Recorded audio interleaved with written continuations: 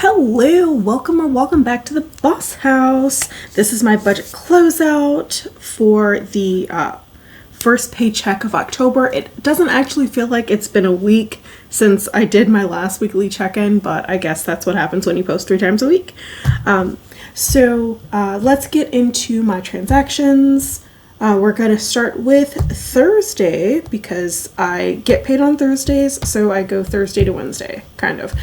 So on Thursday, I didn't spend any money, thankfully. You know, that's nice.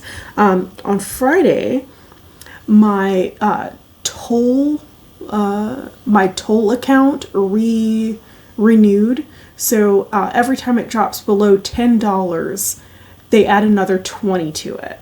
To the account. It's just like how my public transit goes for the cash account. So it dropped below $10 because I've been using tolls. So now it gave another $20 to the account.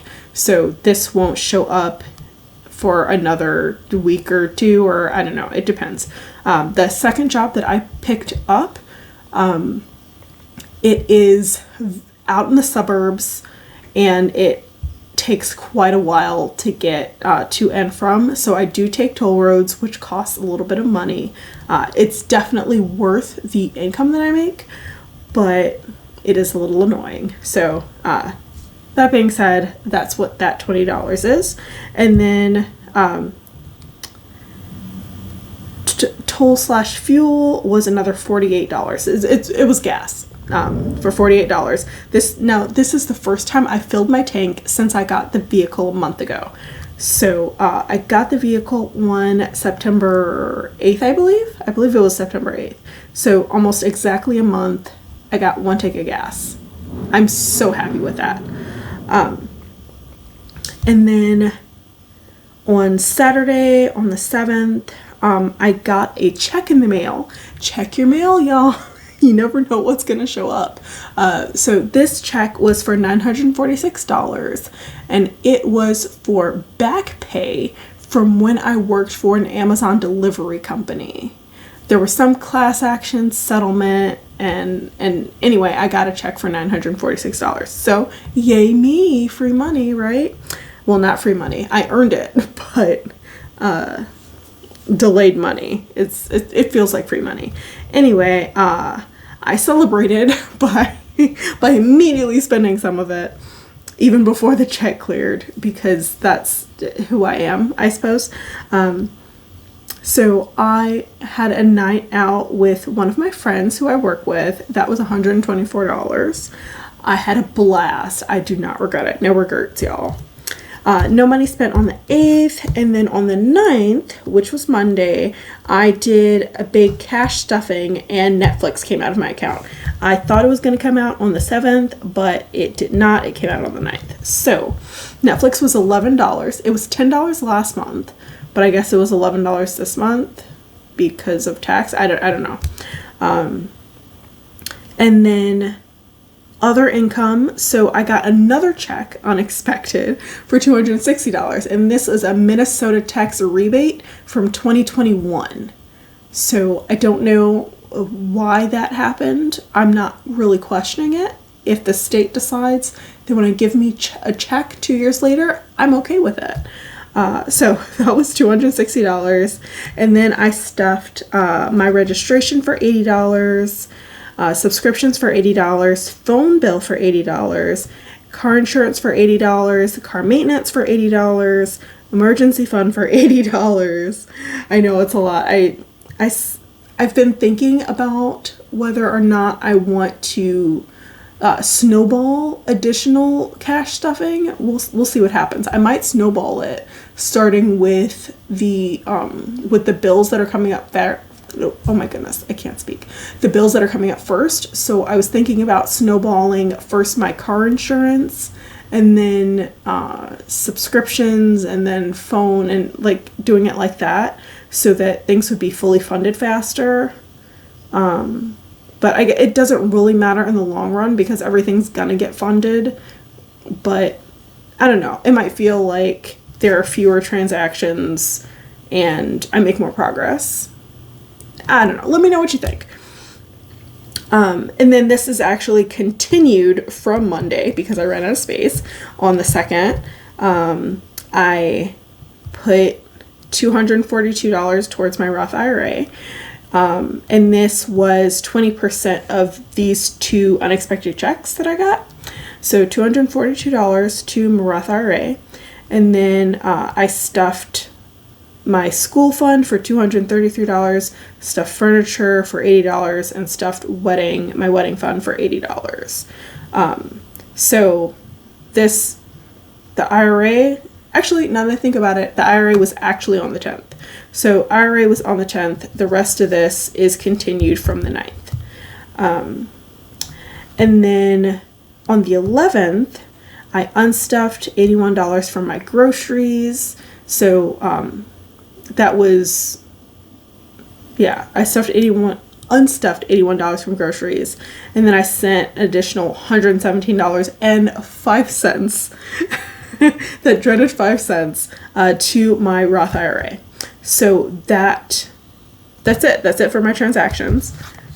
And then let's see what that actually means for my budget. So, as you know, I do Paycheck budget. I'm currently using the Vertex 42 worksheet for the zero-based budget worksheet on their website. I will provide a link in the description below if I forget, because I might, but if I forget to link it specifically, just let me know and I'll stick it in the description real quick for you. Okay, so I do really like this worksheet, especially because I can edit it and mess around with it. So what do we have here? Okay, so all together now, let's get it. Paycheck was $1,072.05, of course, more than budgeted. Other income, so that was $1,206, which was more than my paycheck. And then I took $120 from savings, and that was to pay for my Costco membership that I had forgotten to put on my calendar for the month. So that brings my total inflow to $2,398.05. I am not a fan of that 5 cents. I'm rounding up all my transactions now. So from now on, everything should be a little easier. And then Roth IRA, I got rid of that 5 cents. I got rid of that dreaded 5 cents. So $624.05 to my Roth IRA. So all my investments, $624.05. Haha. Right? That left me with $1,774. And then for my monthly bills, YouTube came out as expected, $23. Netflix came out for $11 instead of $10. Last month, as I said, last month was $10. This month is $11, I guess. I don't know. I don't know why the difference is. It's probably taxed, but then why wasn't last month taxed? I don't know. Subtotal for that is $34. Budget remaining, $1,740. And then I was naughty. I keep telling y'all, one of these days I will actually be realistic about my dining out budget, aka snacky snacks, whatever you want to call it. That is not today. So dining out was $130. Groceries was $108. Those two numbers should not be like that, but you know, it is what it is. I'm trying to be as honest and transparent and forthright as possible. So, you know, drag me if you want. And then fees, fuel and tolls was $68. And that brings my variable expenses to $306. I budgeted $340, so I'm doing pretty good. I'm okay with that. And that leaves me with a budget of $1,434. And then for my variable sinking funds, revolving sinking funds, whatever you want to call it, these do not get unstuffed, so the money rolls over. I don't actually spend this money every month.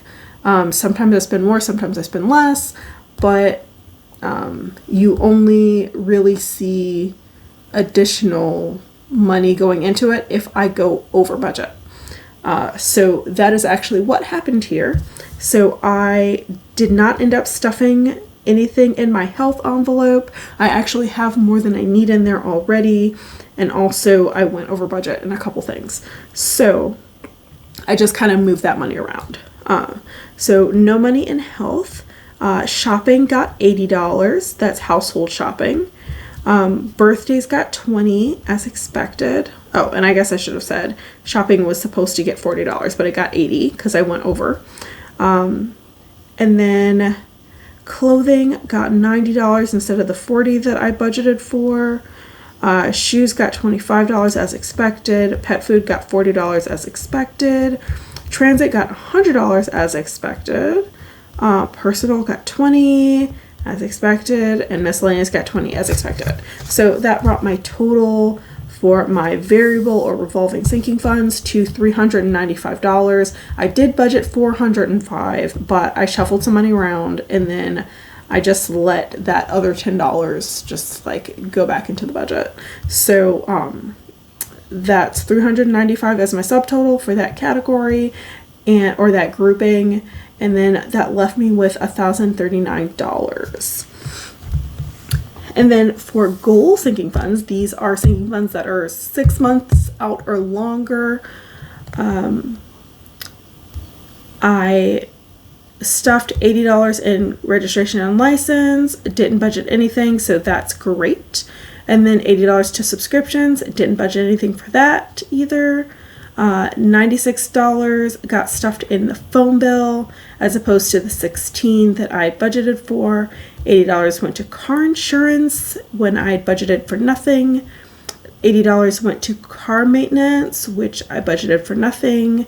Nothing went to Christmas as expected. Emergency fund got $110, but I only budgeted $30.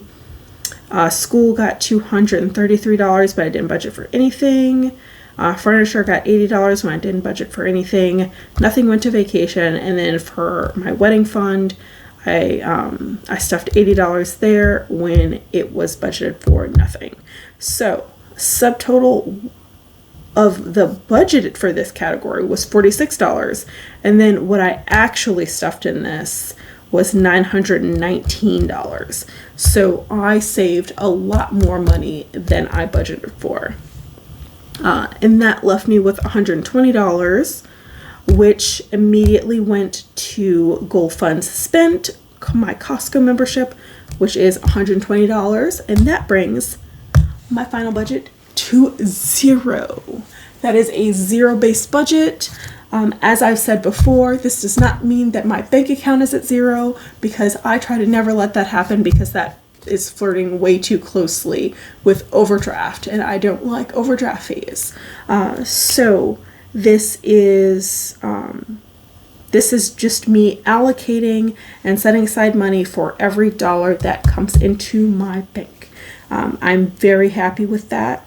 And because I'm rounding up all my transactions, that means I'm actually kind of tricking myself into saving more money, because all of that change is staying in my bank account. It's not being spent unless I have a need at some point to dig into my account buffer, which I do not plan on doing anytime soon. So yeah, we're good on that. I don't think I really have anything else to say. As a reminder, thank you so much for 500 subscribers. That's like absolutely phenomenal. I was not really expecting it. I figured I might hit 500 after like a couple years or something. I don't know. I know it's kind of interesting to check out different budgeting methods and see how different people experiment with things to find out what works for them. Because that's what I do. Like, I watch probably like 30 different budgeting channels just because I find it fascinating to see how different people organize their budgets differently. But I didn't expect this much interest in me and the way I do it. So yay, y'all. Thank you. I am having a giveaway for my subscribers next Friday. So in order for you to win that giveaway, which is going to be a $20 gift card for Amazon, $20 Amazon gift card. You need to be a public subscriber. And comment between this past Wednesday and next Friday, the 20th. So any comment from a public subscriber between this past Wednesday and the 20th of October are eligible for winning this giveaway. But in order to win, you're going to have to be watching the video on the 20th, because that is when I will announce who the winner is. And in order to get that Amazon gift card, you're going to have to provide me with your email address so that I can send it to you. So keep watching, y'all. Keep liking, subscribing, all that jazz. I love you so much. I appreciate you for staying as long as you have. And don't forget, y'all, you deserve financial stability. And I hope you have a great day on purpose. Bye.